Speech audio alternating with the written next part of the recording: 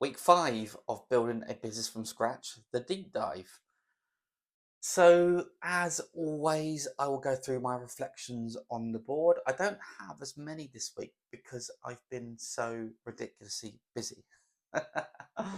I've been in doing mode and execution mode, and that's great. And even at the start of this week, when I went through my to-do list, I was like, wow, there is a lot of stuff there. But getting through that and getting to the weekend, it felt super satisfying. Being able to look back at that list and be like, okay, I have made some big progress. So, key reflections from this week. I have one, two, three, four, five. First one is people buy from trustworthy people. I've always known it. I say I've always known it. I mean, it's become obvious that the reason that my businesses have done well in the past was because I am a trustworthy person. But it's easy to forget when you're starting a new business that people buy from someone they trust.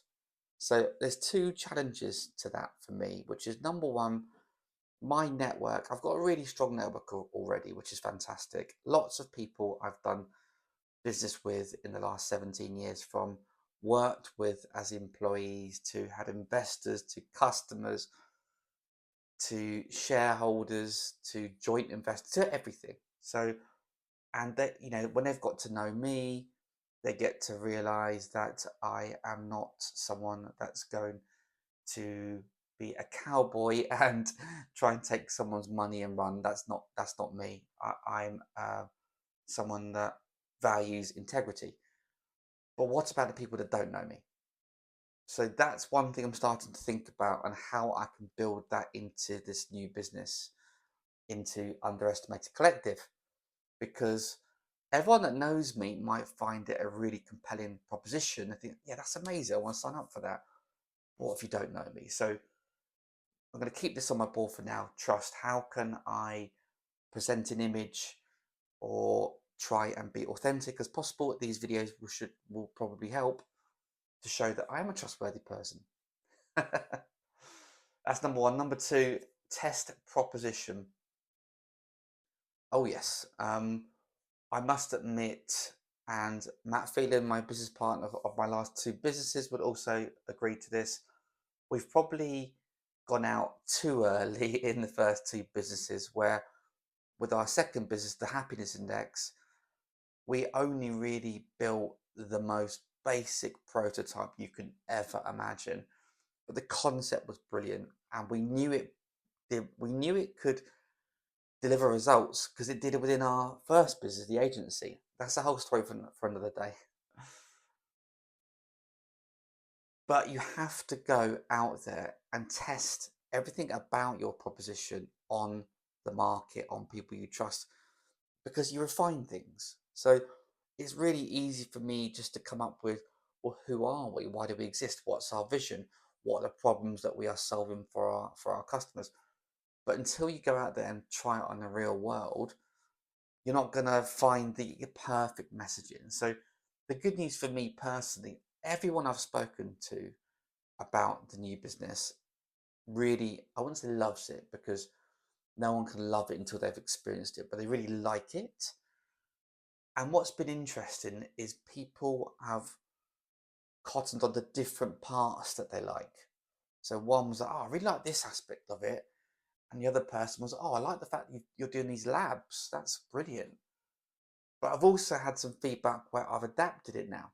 I'm starting to adapt bit by bit, and just taking on people's considerations. And okay, well, as an example, the pricing.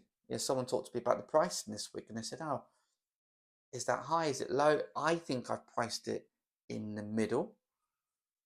I could price it higher, but as it's the start of the business, I think I want to offer competitive pricing and get people to have experience higher value.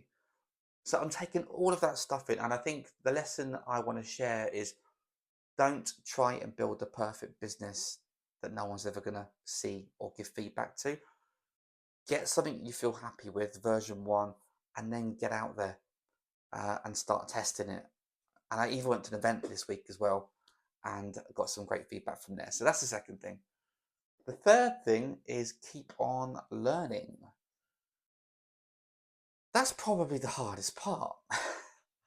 I'm 43 and change becomes harder as you get older, and learning becomes even harder because you get used to doing things the same way. And actually, if I think about my last business, which is the Happiness Index, that's still been a super successful business. My other co-founders are still running that, and that's still growing and still going in the right direction, which is brilliant. But if I could turn back time, one of the things I would have changed was to bring in younger people into different roles to test us more on our theory for things like sales and marketing strategy. Because what I've learnt from in the last few weeks has been incredible. Number one, I've got the space to learn, like just with regards to something like a automation platforms, what AI can now do is unbelievable. But also, what are younger people in their 20s, different generations, what they're looking to achieve and what they want from business. So I've put it up there because I'm having to learn everything again. And I am a big believer in that. With the content strategy, for example, I don't want to give that to somebody else until I've learned the tools and learnt the strategy myself, and then I can hand it over. If I just give someone free reign now in the early days, it could go anywhere. So for me, it's almost freedom within a framework. But that learning part is a reminder to myself, because even though learning is hard, and I watched a webinar last week for 90 minutes, wrote God knows how many notes. I've not done that enough for the last 10 years. That's the truth. So that's what I'm doing now. Keep on learning. I want to make sure, even as this business builds and I will inevitably get busy, I need to keep crafting time out for me to keep learning and testing myself as well. So that's number three. The fourth reflection is pushing myself too hard. Surprise, surprise. I think the reality of that is when you have zero sales and zero income coming in, I don't feel that I can relax until I am at least breaking even on my life monthly costs. That's the truth. But I've also had a pleasant reminder in the last week, because I have not been unwell, touch wood, for a long time. I really look after myself well, the best possible way, physically, mentally. But I started working a lot of evenings. I started working weekends, mainly Sundays, and maybe I started to feel the first initial signs of burning out. I don't know, but either way, it was a nice. I've learned through the years to listen to your body. My body is trying to tell me something. Just take it a little bit easy. So I'm going to go back to doing normal hours next week, which in my world means finishing by 7, but then I want to be turning my phone off by 8:30 completely. That's the plan. So if I can do that, that gives me a real nice evening and a morning as well, where I can just reset, reinvigorate, and then in the morning I'm ready to go again.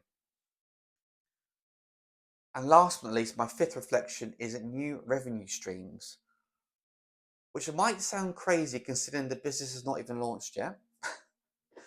And maybe this comes from paranoia, maybe it's a healthy paranoia. But I'm already starting to think, okay, this is the business I'm going to launch now with Underestimated Collective, and this is the path to how I deliver that. But actually, what else can I do? The business is going to be very dependent on me. What other parts of that business can I look to scale that won't be necessarily dependent on me? and will be a new revenue stream. And why are revenue streams important? Because it's basically, if you have 10 revenue streams in a business and they're all doing 1,000 a month, what an amazing business that is. Whereas if you have one revenue stream and that's doing 10,000 a month, anything goes wrong with that one stream, anything that goes wrong, you're going to be in more trouble. Whereas, spreading that risk, thinking about it more of like an investment portfolio, can be a really, really strong thing. So that is what I'm starting to think about in the very early days. And I'll give you a little teaser. I'm looking at building an app. So anyway, that's it for this week. Until next time.